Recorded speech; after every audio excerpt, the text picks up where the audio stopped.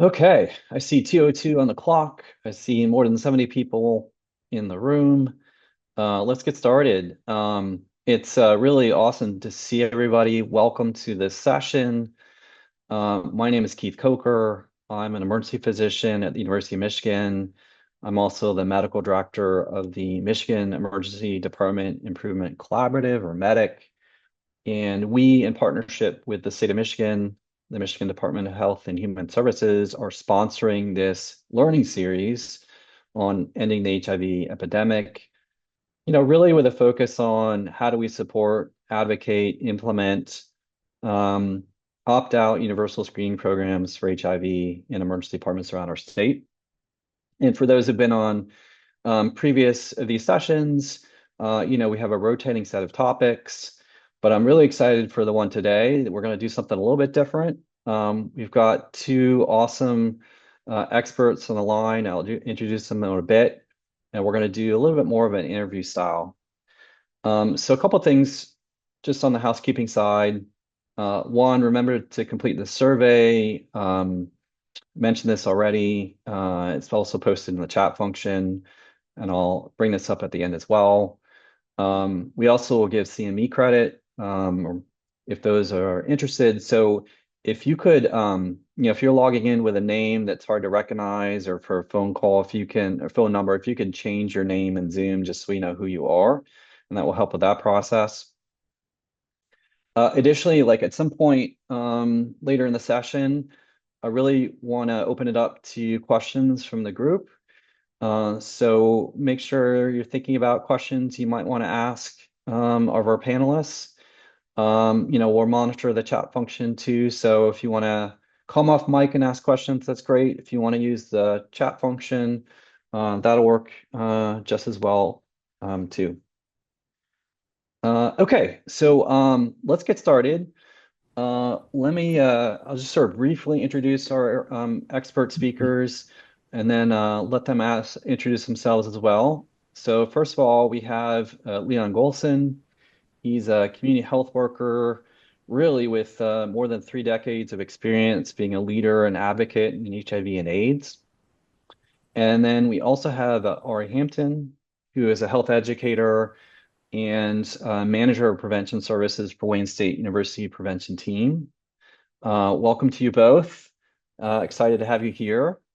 So I'm just going to kick things off with just sort of a general question for both of you. Please introduce yourself, maybe describe a little bit about your current role. And I think in particular for us, learning about your journey being diagnosed with HIV and living and thriving with HIV. Um, Leon, I see you're off mute first, so maybe if you start, and then we can go to Ari next. Yeah. Okay then. So happy to be with everyone this afternoon. Thank you so much. My name is Leon Golson. I'm study assistant right now at BWO Medical Center, Dr. Paul Benson's practice, located here in Berkeley, Michigan.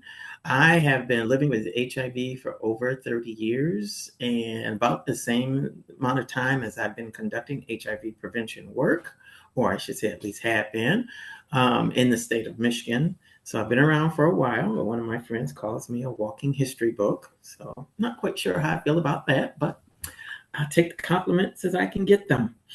My journey with HIV has been a surprising one for me, and surprising in a good way, in that back when I was newly diagnosed or early diagnosed, a lot of family turmoil was going on. And I just knew that once I shared that status with my family, it was going to tear us further apart. And it had the exact opposite effect on the family. It actually brought the family closer together, which is a big major contributor to why I'm still here with you all today, particularly after going through numerous funerals after graduating in 1978. A very close, good friends of mine who shortly after graduated, HIV transmission took place. And in a matter of a few months to a year, they were making their transition out of this old world. So went through quite a bit of try and navigate HIV on my own. And finally, I was able to hook up with some really wonderful support services that were offered in the city of Detroit, through Men of Color and various other groups. This all got started with me with the American Red Cross. I used to work for their AIDS education department, and that's where I got the bulk of my HIV prevention education and experience was through that. And that's in those years that I was with the American Red Cross really helped go a long way in settling me down in my skin as a person living with HIV, and then further fueled my prevention journey throughout the community that I serve. So I'll I'll stop there. So my Yeah, thank you, Leon. Yeah, go ahead, Aaron. Phenomenal, Leon, as always. Well, good afternoon, everybody. Hi, my name is Ari Hampton. I am the manager of prevention services here at Wayne State University Prevention Team. I also am the past lead of running the Michigan HIV/AIDS Council with the Michigan Department of Human Health Services.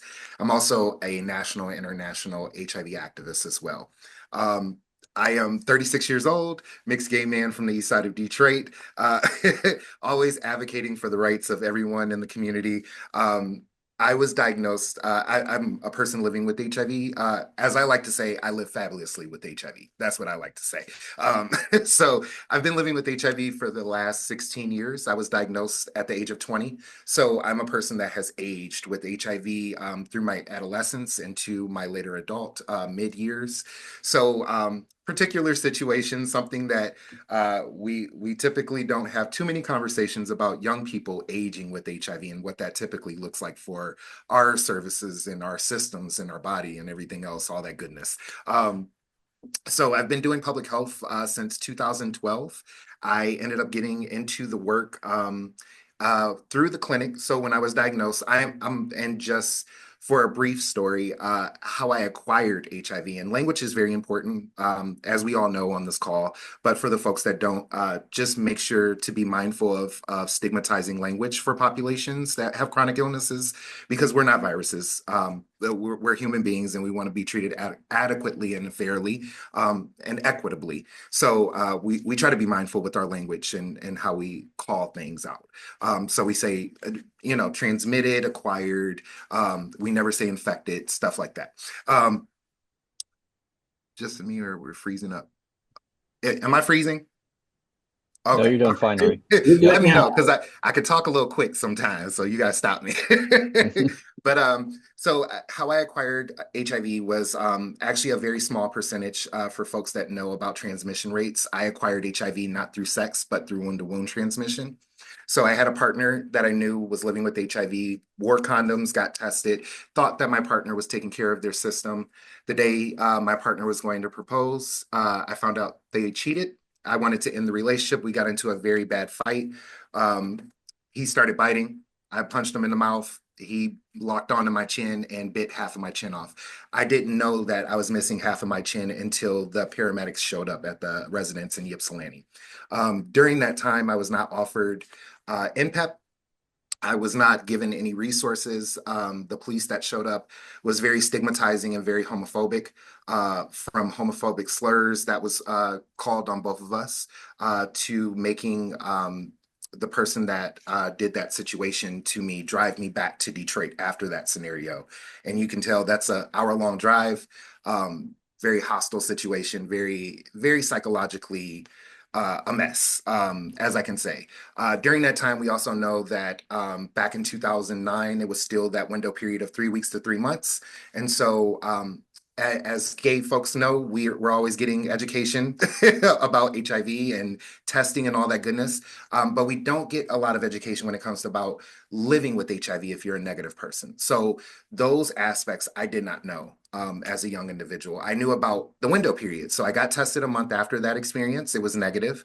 I also knew that I needed to follow up at the end of the 3 months to go do a repeat test, just to make sure. Like I tell clients all the time, always make sure you follow up with the secondary test, because that first one sometimes can, give you some wonky answers, stuff like that. But always just follow up so you have the peace of mind, and your physicians can also give you the best care possible as well. So at the end of the next 2 months go by, found out I was living with HIV.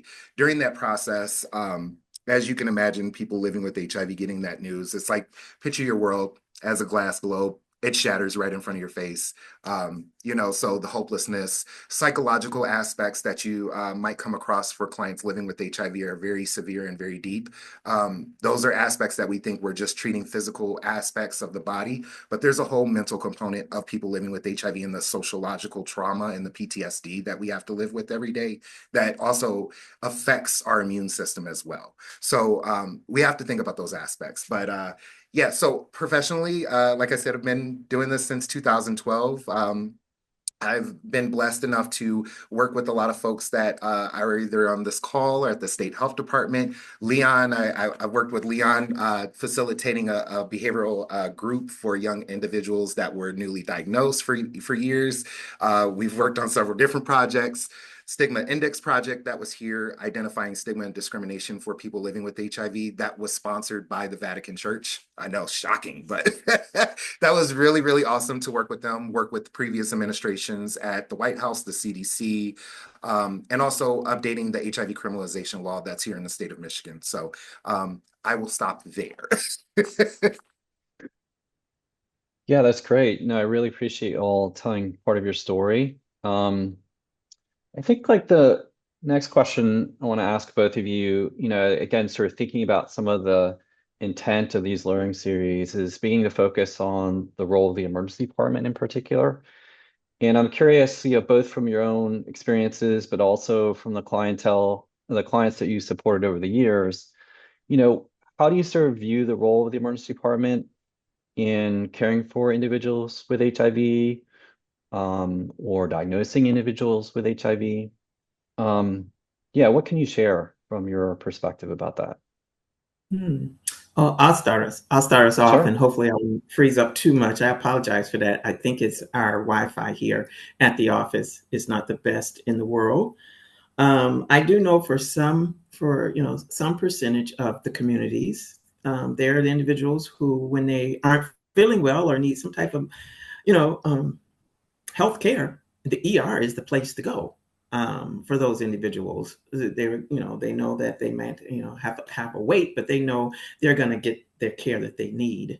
And I think that's something to keep in mind in the forefront for individuals who work in the ER department. That for a lot of you, you are it as far as getting some type of health care done to some degree. So you want to take advantage of those opportunities when those individuals are when they present for services, and make sure their experience is as culturally sensitive, if you will, as possible, so they can continue to come.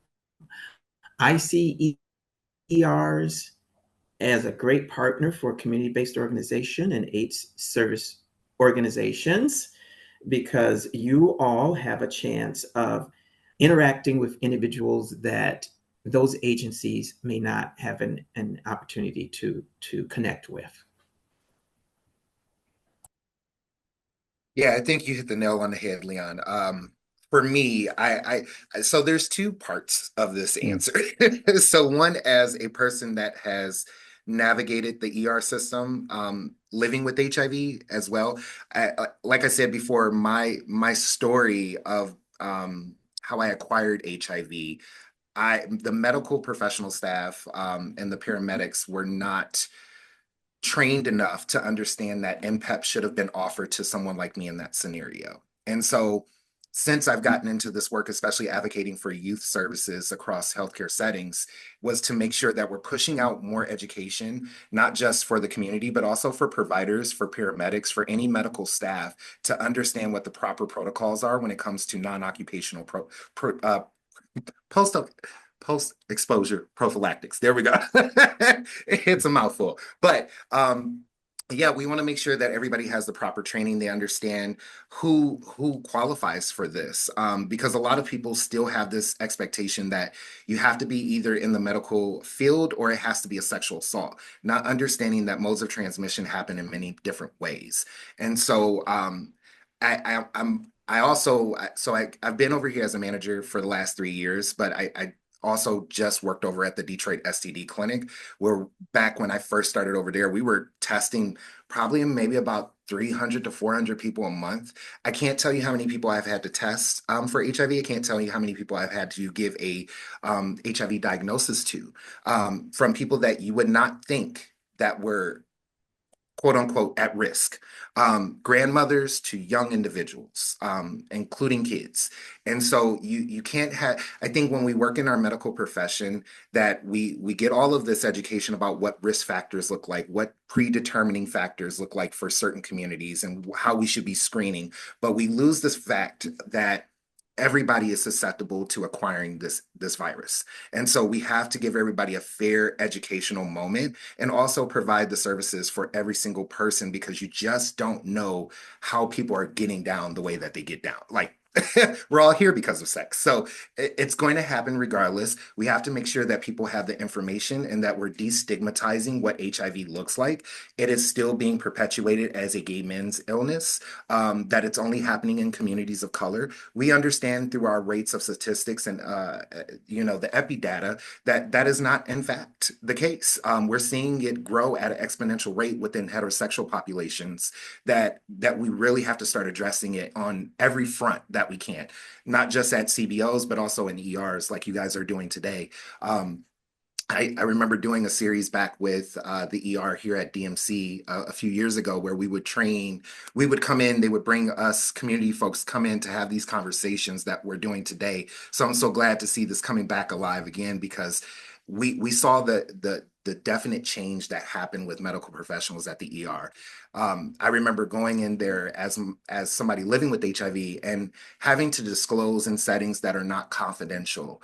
You're asking personal information as intake staff, right where everybody can hear my information. I just had that experience probably a couple months ago at Henry Ford as well at the ER. And it was just unacceptable. Like, why are you doing intake at the front door where people are walking in and they're hearing this information? There's no discretion that's there.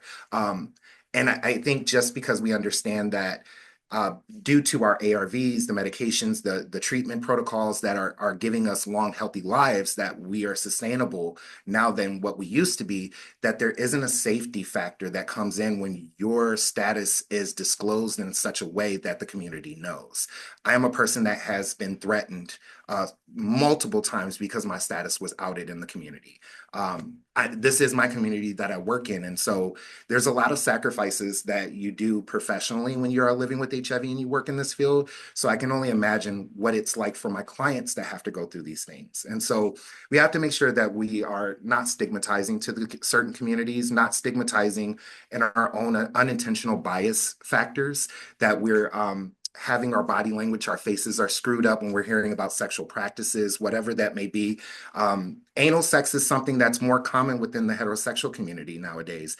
And now we're starting to see, as somebody that does prevention, what I'm seeing is also in our female populations, they're more prone to have bisexual partners than anything nowadays. And so we have to understand that the discretion of transmission rate is expanding. So we have to expand our efforts in making sure that we're screening every single person that we're seeing, or at least just having a conversation to say, like, hey, did you ever think about getting tested before?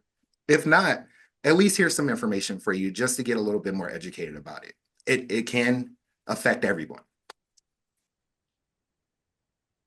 Yeah, no, I appreciate you both sharing those perspectives. I mean, I'm hearing a lot about the need to be sure that we are doing our best to be mindful of destigmatizing our approach to care delivery in the emergency department. I think in particular, I heard a lot too about this perspective of the emergency department, like as a safety net location. It certainly is something I'm very cognizant of, as someone who works in that setting, and the need to really lean into that, reach populations that we otherwise may not be reaching. And I have a follow-up question about some of that. One of the kind of main objectives of this work here on the learning series is to advocate again for, implementation of these more universal, opt-out screening programs in the emergency department, as a location and care setting. And I'm curious what you guys think about that. And your perspective and the perspectives you may have from the clients you support about that too.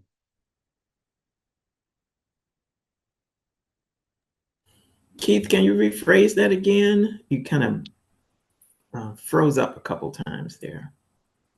Yeah, no problem. I was asking about your perspective on the emergency department as a location to do more universal opt-out HIV screening and perspectives you may have Mhm. about that. Yeah.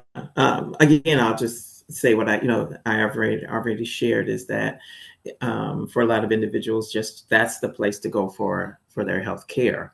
So Hmm. it's great to have that option there. And as I already said, why not offer that testing? As our Ari alluded to, this discussion has come up before, and there was quite a bit of support behind universal testing, if you will, when people present in ERs, especially with the option to opt out if they so choose. So this idea is not a new idea, but it is time. I think this is a good time to go ahead and really push that, make that happen. I won't say push it, but make it happen for individuals so that we're doing a better job of providing comprehensive health care and not so siloed based on individuals who come through the door. Yeah. I, Leon, once again, hitting it on the head. I think it's a beautiful mission and something that should be spearhead. It should be adopted into every practice and opt out, informing clients that you will be screened for HIV unless you decide not to at some point. Um, but I will say there is a piece of that there is, as Leon's talking about, majority of the times what I'm seeing in our communities in big metropolitan cities, urban populations, even some rural populations, I've heard that 9 times out of 10 people will go to an ER before they go to see their primary care physician. And so when we're understanding that this is a primary screening force, site for individuals of our vast community, there's also this piece of un, not being as educated as possible about the HIV criminalization laws because the community as a large understands that HIV is the only one that's specifically criminalized. And so a lot of times people will try to sway away from getting tested for HIV because of the fear of being jailed, because of their public health information being offered over to the government or something of that nature. So it's revolving back in that door of trying to build the trust between our communities and our practices. So we have to be completely transparent in how their public health information is kept, making sure that is secure for that client, making sure they understand, making sure the staff understand what the new updated HIV criminalization law is. If you don't understand it, I will give it to you in a nutshell, very briefly. So the new updated law is that if you are virally suppressed, undetectable, if you are in medical treatment, if you are making sure that you are following up with your healthcare professionals and have an undetectable level, even if you did not disclose to a sexual partner, you are protected underneath the law. But for that donut population, the folks that don't know their statuses, the people that did get tested at an ER and they walked away and they didn't answer the phone for the results or something of that nature, if they intentionally or unintentionally do transmit the virus onto someone else or even just expose, that is a felony offense still in the state of Michigan. And so people need to still be educated about that a little bit more. We're making strides to make sure that we decriminalize HIV because that is the only STI that is criminalized in that sense. And once again, that still perpetuates the stigma that surrounds it and why there is this barrier or lack of trust of getting tested. So yes, definitely, which should be changed. So I think it's those aspects. So making sure that we're transparent with our clients and our services that we're providing, making sure and that transparency when see somebody that works with kids for as many years as I have, the youth will tell you. The youth kind of have helped me in my advocacy and my work and what I advocate to make sure that the healthcare systems have more of a streamlined strategy for services and how we advocate and work with MDHHS. Just ask questions, take the time. I know it's a busy, fast-paced environment in the ER. It's not really optimal time to be sitting there for like 15, 20 minutes a lot of times. Sometimes it's a little bit shorter, but at least taking that time to say like, hey, let's just make sure you at least have the basic knowledge. And then also why not have a printable or a toolkit of resources for people to have these messages, or where they can get the information at different CBOs in your local zip codes or something of that nature. I think that's something that I try to do here in my agency, even though it's solely just HIV testing, although we're expanding out to more services for screenings for STIs, which is really great. But my resource list has housing, it has mental health, it has food banks, it has whatever a person possibly needs, because I don't want you to look at, you're coming to get a service from me and I'm just looking at you as a number. You are a full human being. And so I have to address as much as possible, but understanding that I have limitations too. And so that's where your referral resource guide comes into. Yeah, that's amen to that, Ari. Gone are the days when agencies such as Unified and other AIDS service organizations could just test.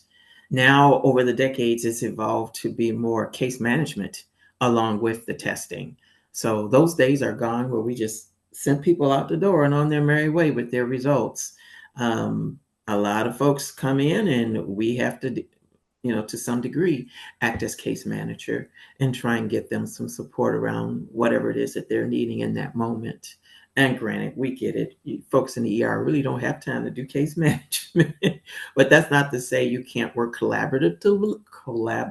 work together with a community-based organization. Get the staff at those organizations to come down and spend some hours in a secured confidential space in the ER area or hospital, and you can send those individuals over to, to talk with that staff member. Not unless your hospital has the funds to hire case managers to, connect with people in the ER when they come in. Yeah. And the only thing I just want to make sure that I add on to as well is if practices are adopted for opt-out testing for HIV services, making sure how you deliver the results is extremely important.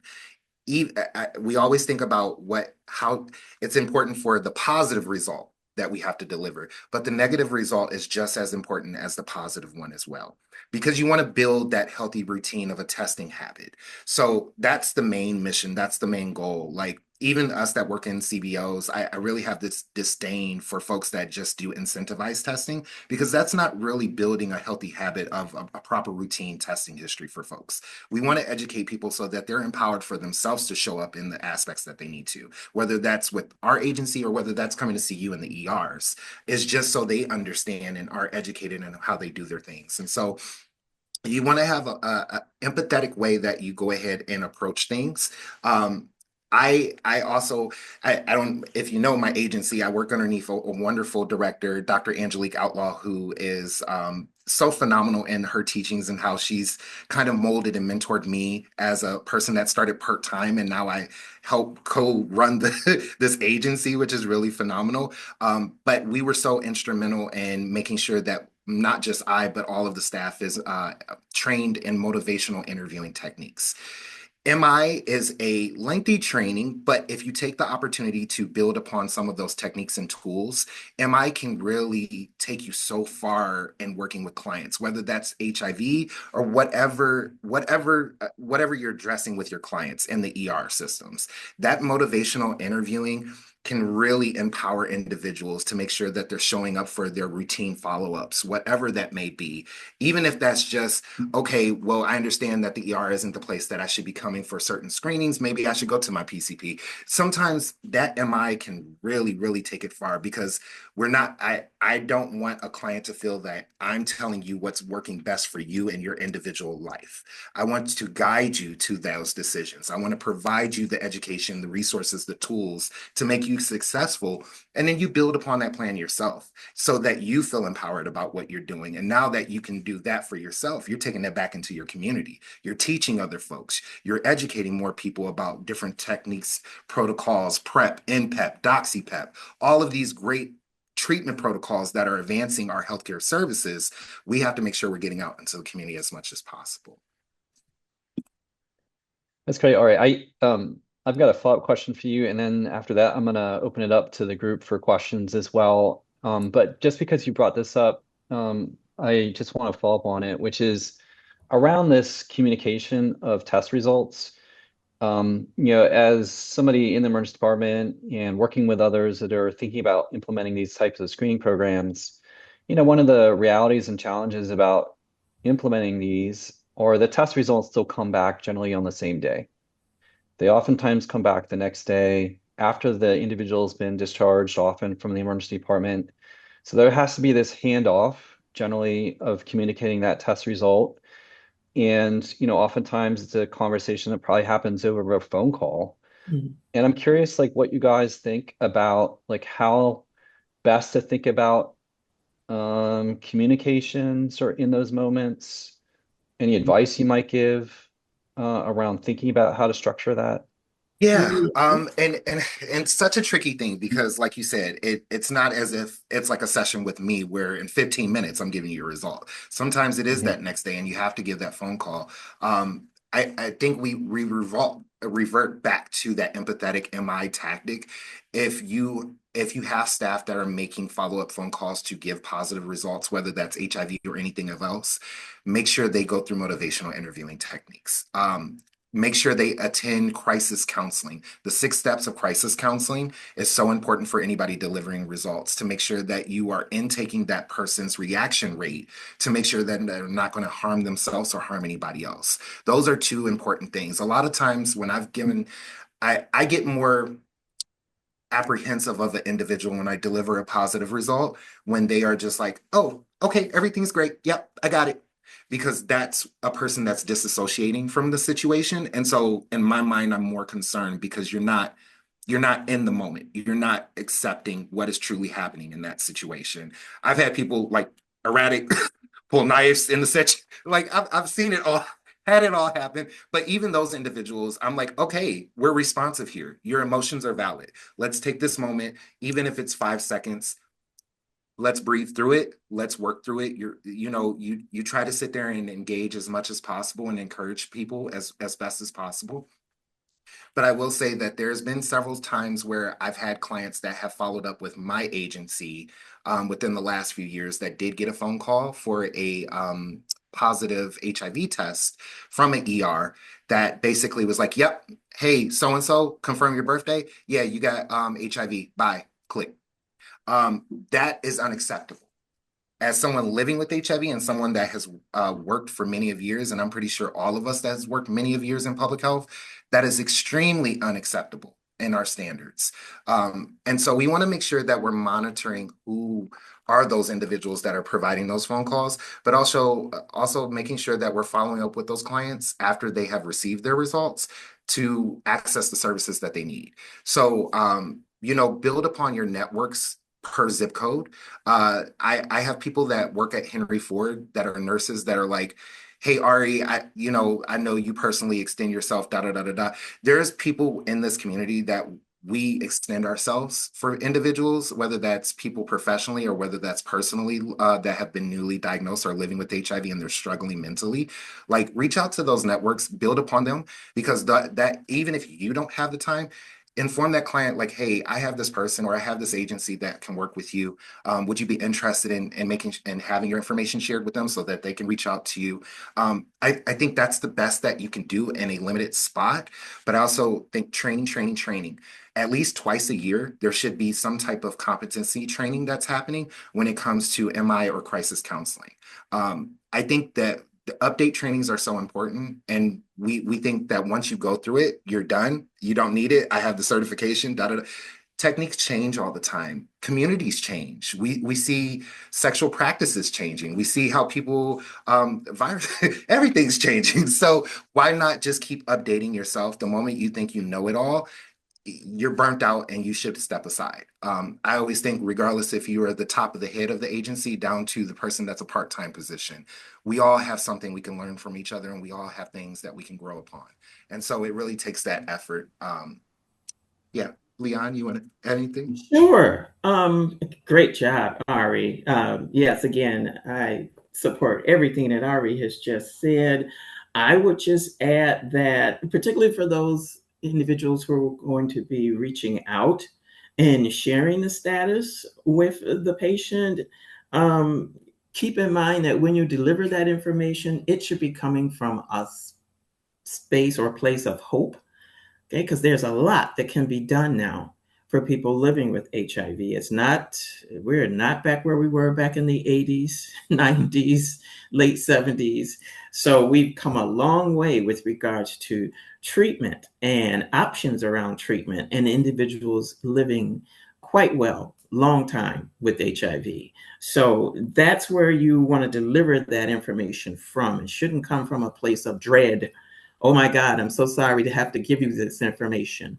When I give positive test results, I say something along the lines of, well, today you've learned some important information about your health. Keep it nice and neutral.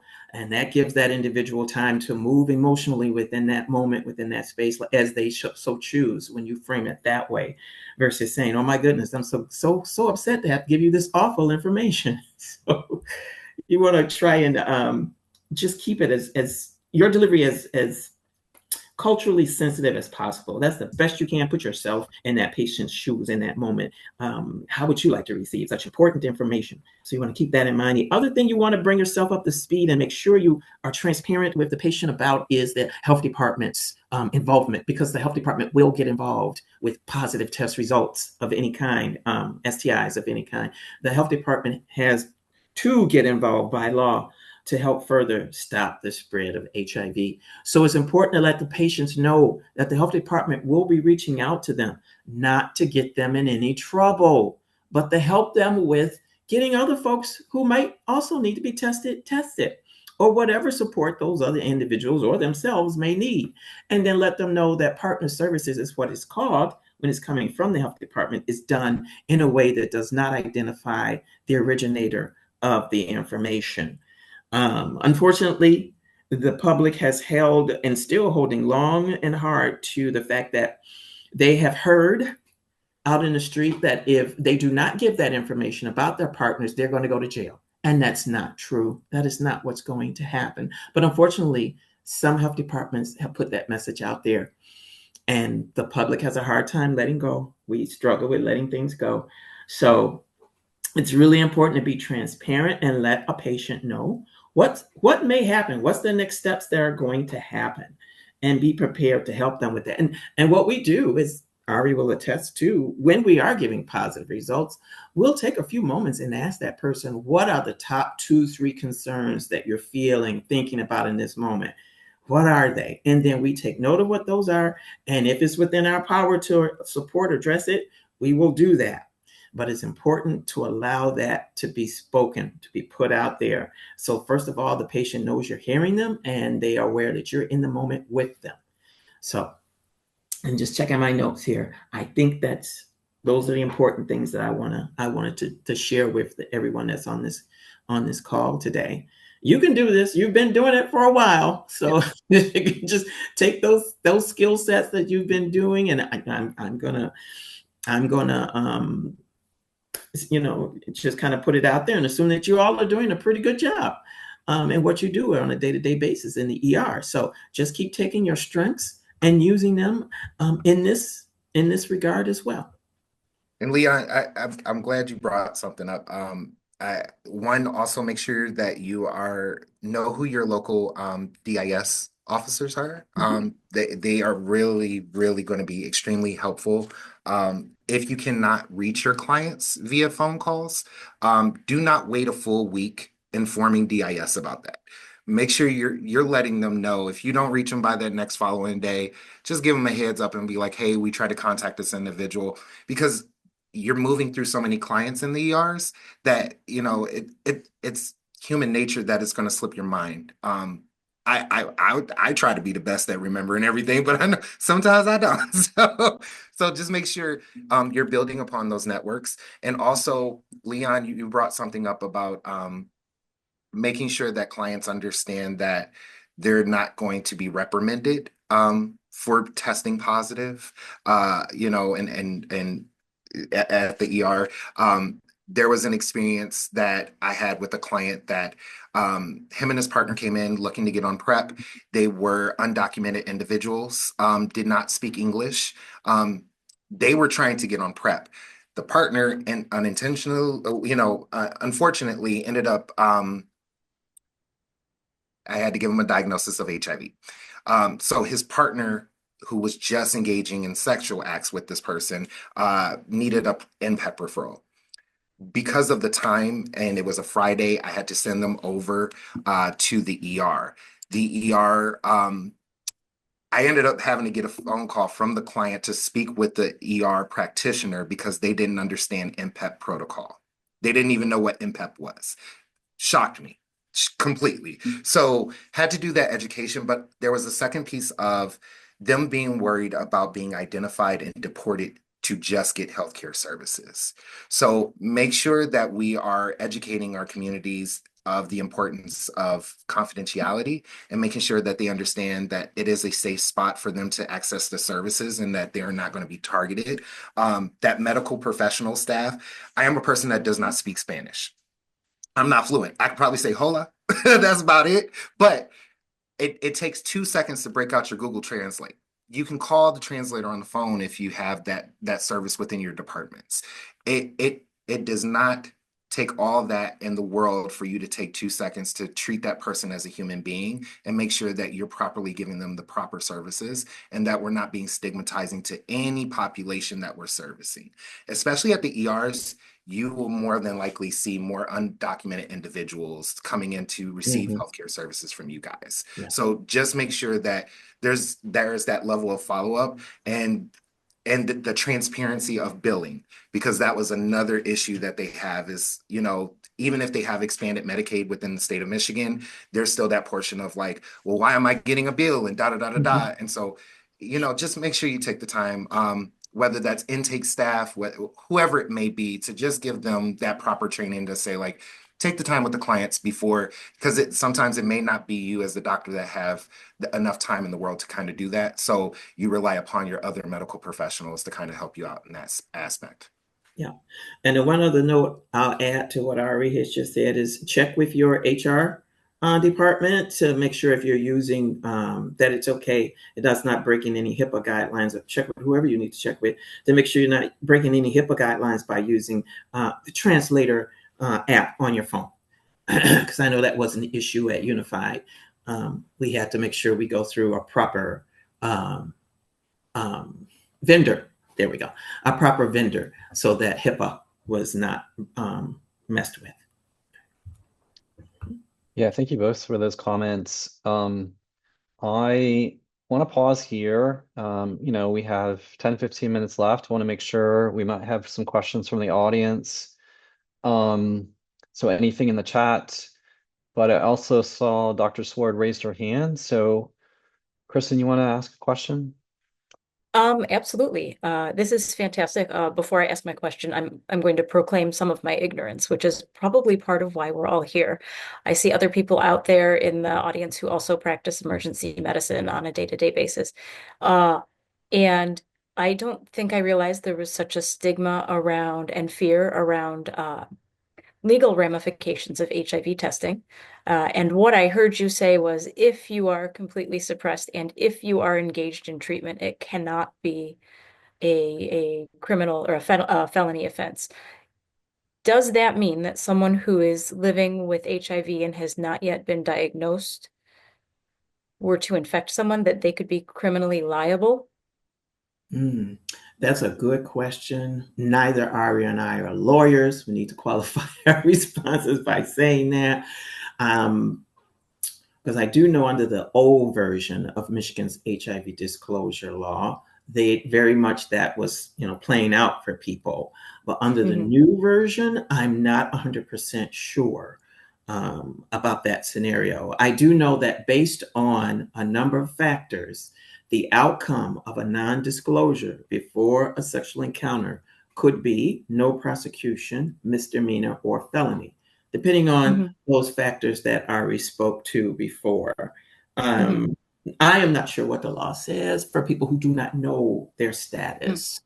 Yeah, And Brianna, just it's solely around like intent. Yeah. But once again, us as people living with HIV and activists, we have that fear of that donut population that, like you're saying, that does not know, and what Mhm. legal ramifications that might have for those populations that have just not been identified yet with what their status is.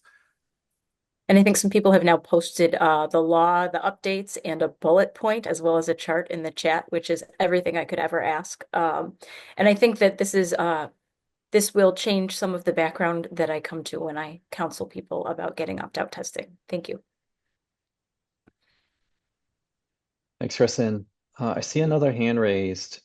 Kelly, I'm going to mess up your last name. Can you come off mute and yourself and ask a question? Sure, it's Kelly Geldum. Not a question, Wonderful. just a follow-up comment that due to stigma, expecting the courts to do the right thing is not, I mean, Ari and Leon can speak to that probably better, but expecting the courts to understand, probably not going to happen. And you have to prove that you've never gotten tested. So I like to educate as many clients as possible about this so that they know what the law is, so that they can self-advocate, because the judicial system hasn't quite caught up with it yet. Yeah, you the nail on the head. It's a huge fear because it still targets a lot of folks out here. Once again, it's still stigmatizing that you're living with HIV and so you're a criminal because of that. And so we want to change that as much as possible and educate our clients to just understand how to protect their rights. What's best for them, but also making sure that they understand, like, hey, don't mess around and find out, like, make sure you're showing up for yourself, make sure you do what you can. And just to be clear, like you said, expecting the courts to kind of step in and to do the right thing, we understand that we haven't seen that. And I want to say last year, I know there was several bills that were trying to be introduced that are still trying to criminalize people living with HIV. So there is still this political agenda to attack vulnerable populations that have chronic illnesses. And so we want to make sure that we're pushing back as much as possible against that, and making sure that we're just being cognitively aware of what's happening legally and politically as well. Thank you. Any other questions, comments from the audience? Again, feel free to use the chat function.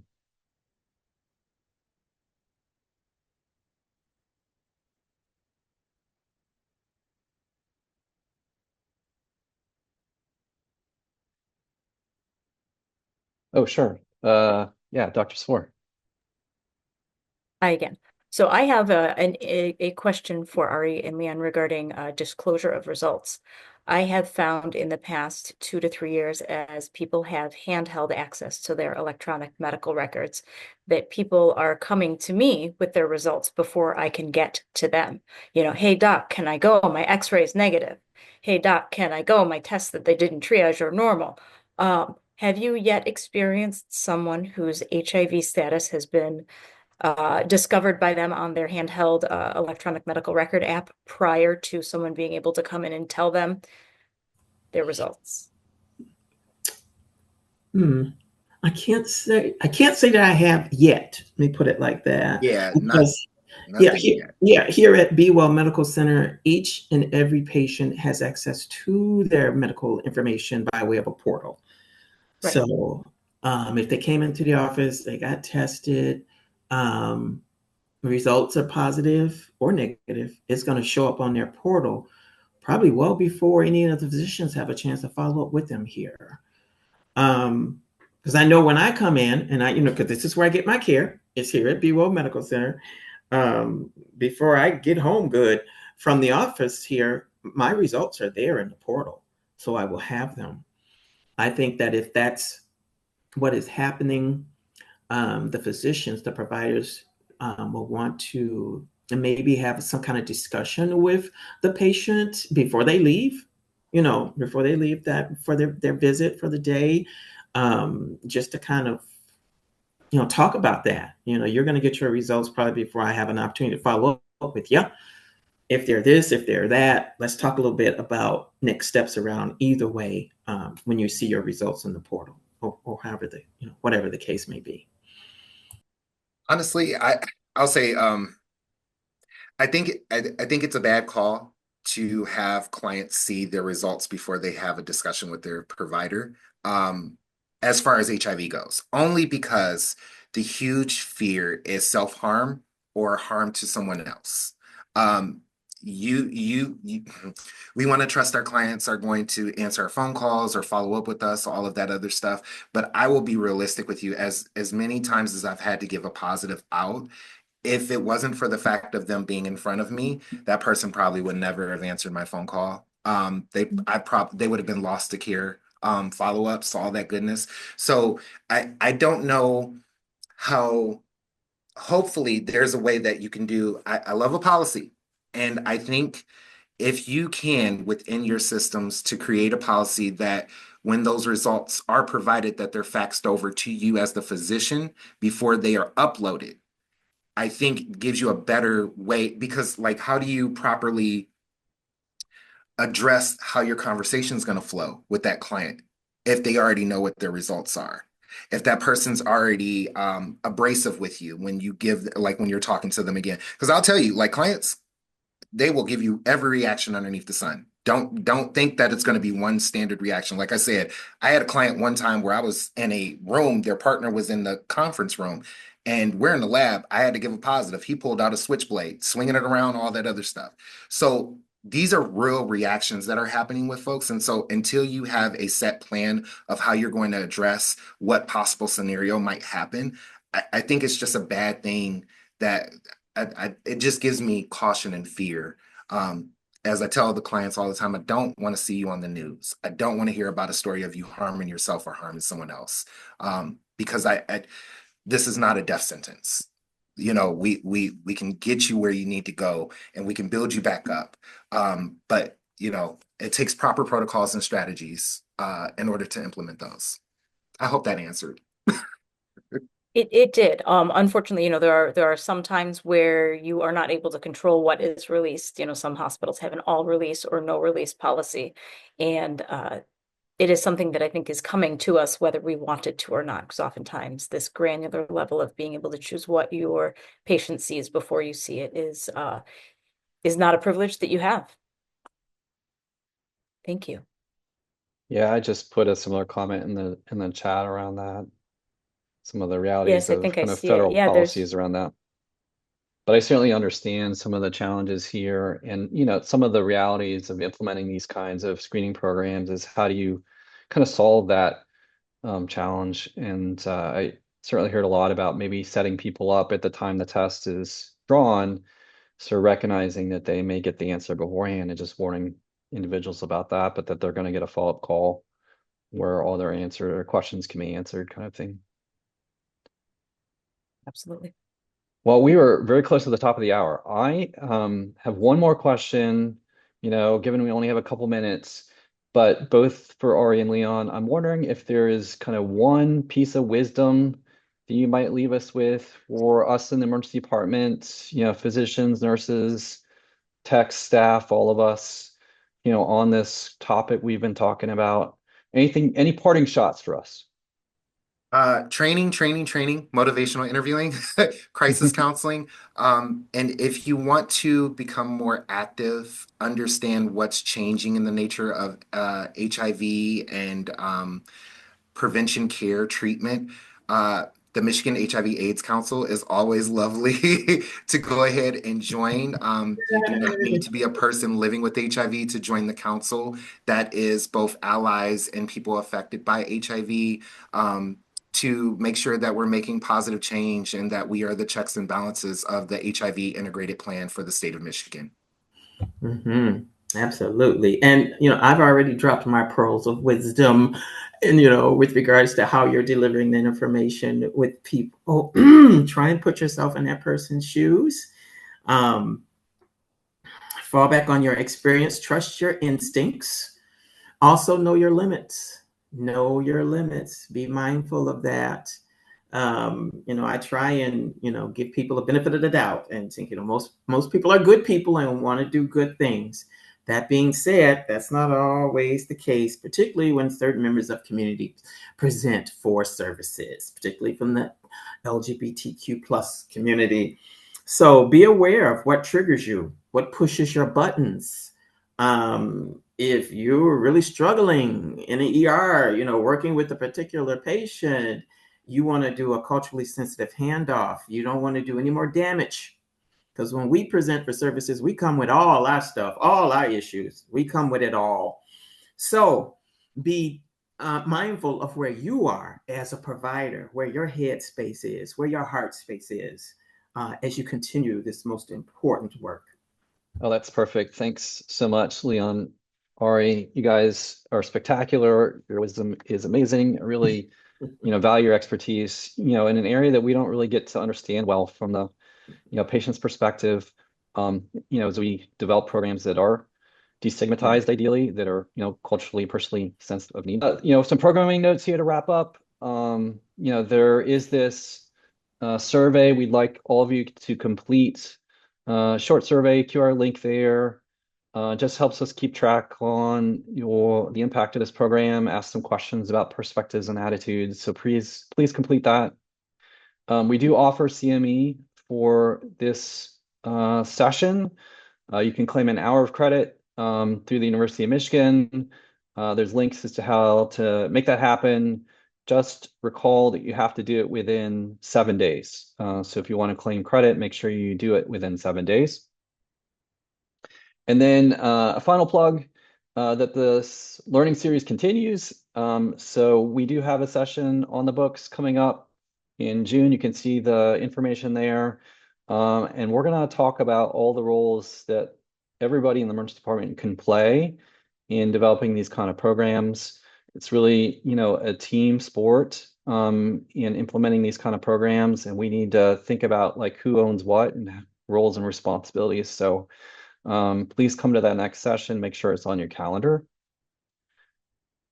All right. Oh, one final note too is we are recording this session and we will post it on the Medic website for those to make it available to you. And we'll have a follow-up email about how to access that and all the details I was describing here to all of you as well. All right. That's all I can recall. That's all I got. Really appreciate everybody's time and attention being here. It's so awesome. And see you next time.